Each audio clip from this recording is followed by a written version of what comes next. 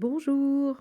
On peut avoir envie de pratiquer une activité de relaxation, de pleine présence, de méditer, mais ne pas savoir comment s'y prendre. Déjà, il est important de lâcher cette idée qu'il faut performer et de suite méditer, se relaxer ou pratiquer la pleine présence pendant au moins 30 minutes ou 1 heure. Parce que si c'est ce que vous pensez, c'est peut-être pour cela que vous n'avez pas encore commencé. Ou que vous avez commencé et que vous avez abandonné car c'est trop compliqué, trop astreignant, et vous n'y prenez pas encore de plaisir, ou vous n'en ressentez pas encore les bienfaits. Alors donnez-vous la permission de débuter, de commencer pas à pas, petit à petit, d'y prendre goût, d'y trouver des bénéfices et d'avoir envie de continuer. Ne vous mettez pas de barrière temps avec une durée trop élevée. Si commencer par 5 minutes vous va bien, eh bien c'est parfait. Et puis certains, certaines ont du mal à ne rien faire, entre guillemets. Mais se relaxer ou pratiquer la pleine présence, ce n'est pas ne rien faire. C'est justement se connecter spécifiquement à ce que l'on est en train de faire. Cela consiste précisément à porter son attention au moment présent, aux pensées, aux émotions, aux sensations physiques ressenties et à l'environnement, sans porter de jugement, seulement accueillir. Se relaxer ou méditer ne veut pas dire ne penser à rien.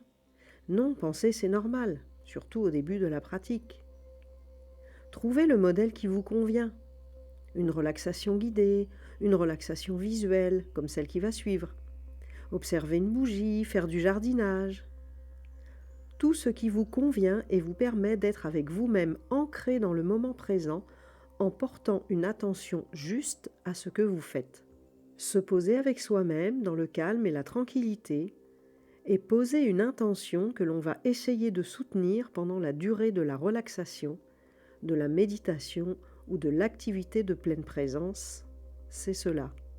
Ce processus permet de faire retomber le flot de nos pensées qui s'agitent dans notre esprit et de ramener notre intention sur la situation présente. Si on y pense, on est très souvent dans le passé, on repense à des souvenirs, des moments d'avant, etc. Soit on est dans le futur, on extrapole, on anticipe, on projette, on fait des plans sur la comète. On s'inquiète même pour des choses qui ne sont pas encore arrivées et qui peut-être n'arriveront jamais. En étant soit dans le futur, soit dans le passé, on occulte totalement le présent, notre ici et maintenant. Et on passe à côté de notre expérience réelle du là maintenant. Des centaines d'études scientifiques prouvent aujourd'hui tous les bienfaits mesurables de cette pratique. Alors prendre ne serait-ce que 5 minutes par jour pour soi, pour commencer, c'est très puissant si c'est régulier. Je vous invite à partager avec moi cette relaxation du corail, ici sur cette vidéo, pour une durée de 5 minutes. Bonne pratique!